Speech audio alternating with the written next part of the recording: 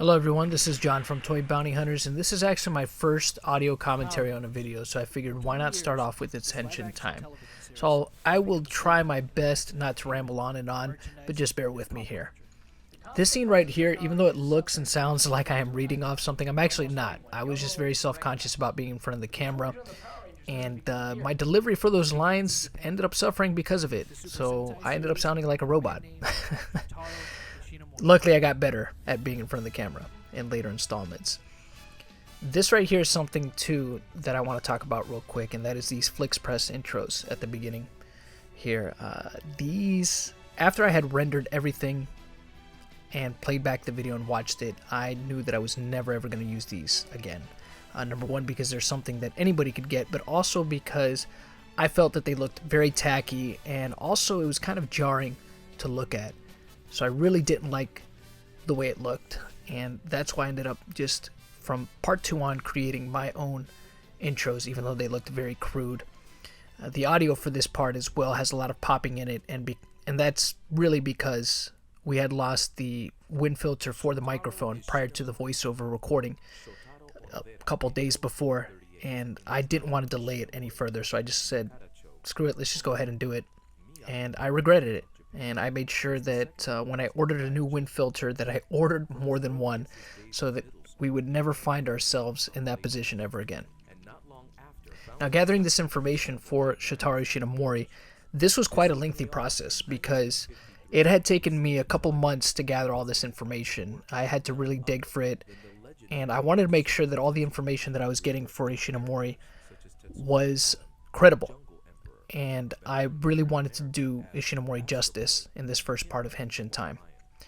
So I wanted to make sure that I was talking about things that really not only impacted his life, but impacted his career. And one of the biggest impacts, if not the biggest, was his involvement with Osamu Tezuka, and Osamu Tezuka being his mentor. That his work on Tetsuwan Atom would really influence a lot of his future work, including this one right here, Cyborg 009.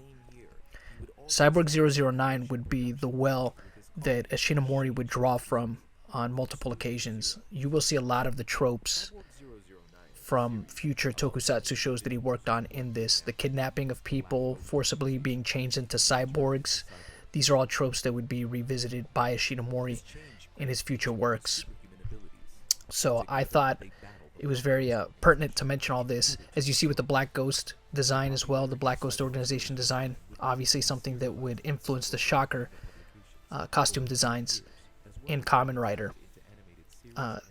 One thing also I want to mention here is the green screen scene. You can see kind of the little lines just right above Manny's head to the right.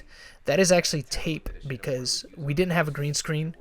Back then we did it the poor man's way, basically. We got a bunch of poster board, neon green poster board from Walmart, taped it all together. So that's what we used to do all the green screen scenes before we got our actual green screen. Now, getting on here to Skullman, this is one that really influences a lot of what Kamen Rider ended up being, including the dark tone of Skullman. That's something that is represented in Kamen Rider, as well as you could see from his helmet design, and there'll be a little bit of a closer shot here coming up soon. The helmet is definitely one that inspired the look of Kamen Rider, and it was really the marriage of Skullman and Kamen Rider together that really gave birth, I should say, the marriage of Skullman and Cyborg 009 that really gave birth to Kamen Rider. So you see there the helmet.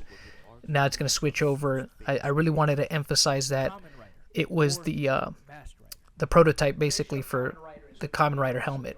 This scene right here, this is actually the last take I did of this scene, and it came out being the best one. Because prior to this, if you see all the outtakes for its henshin time, the first part, this one right here ended up being the best out of those takes, so I ended up using it. But prior to that, I screwed up that line so many times, and I was getting so frustrated, visibly frustrated, and you could actually see it in the outtakes. So it's kind of funny because you just gradually seeing me get more and more pissed off as the next scene comes about.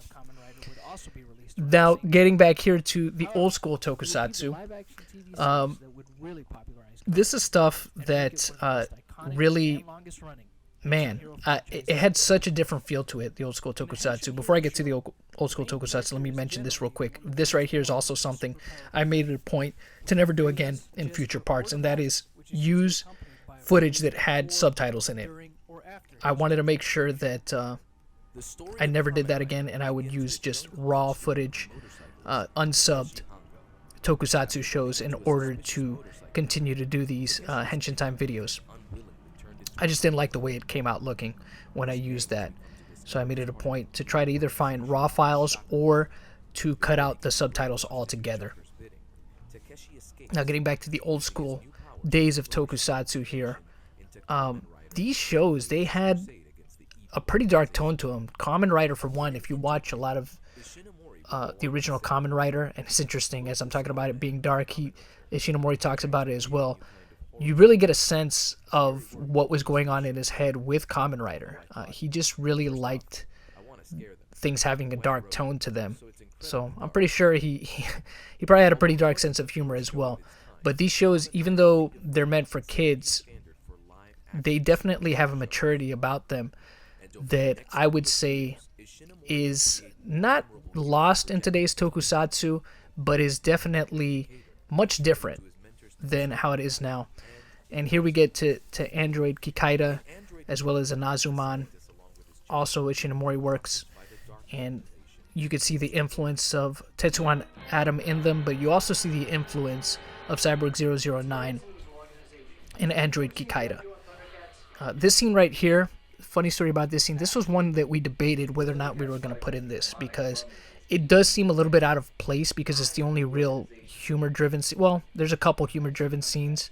The one prior to the whole dun dun dun, but this one is one that I debated putting in because for the most part I wanted to keep a serious tone to this video and make it really documentary style, but I wanted to break up a little bit from the monotony, and some people got this, some people thought it was funny, some people didn't, but it's just, we thought it was funny, so that's why we left it in there. It's something that really entertained us. And now that we're here back at Android KIKAIDER, you see a little bit more of the subtitles, and some of these scenes, they show up.